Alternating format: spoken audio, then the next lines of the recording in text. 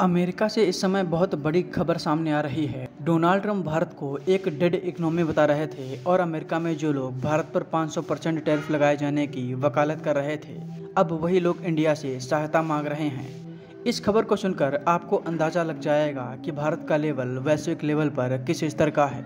भारत की विदेश नीति का ही ये कमाल है कि आज वो लोग जो भारत पर 500% टैरिफ लगाने की बात कर रहे थे, वो अब भारत से सहायता मांग रहे हैं। इनकी भी मजबूरी है। अमेरिका को जो सहायता की आवश्यकता है वो भारत ही कर सकता है। पूरी खबर क्या है, चलिए आपको सब कुछ विस्तार में बताते हैं। अगर आपको पता हो तो डोनाल्ड ट्रंप और व्लादिमीर पुतिन के बीच 15 अगस्त को अलास्का में एक बैठक होने जा रही है।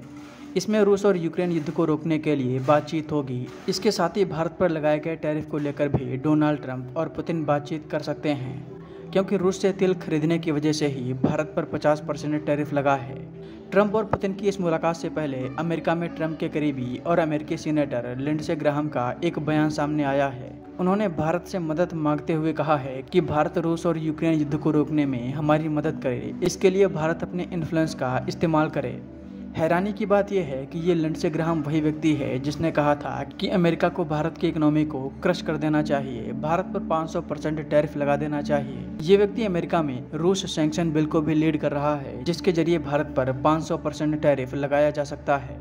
लेकिन अब सवाल ये कि अमेरिका के ये दिग्गज लोग अचानक यू टर्न लेते हुए क्यों दिखाई दे रहे हैं। देखिए, रूस और यूक्रेन युद्ध को बंद कराने में भारत एक अहम भूमिका निभा सकता है।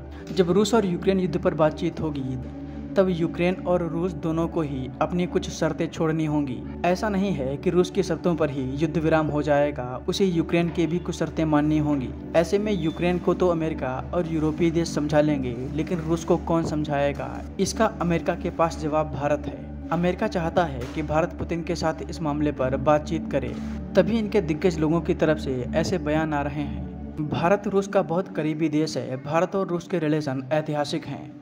भारत रूस का बहुत बड़ा हथियारों का और कच्चे तेल का खरीदार है।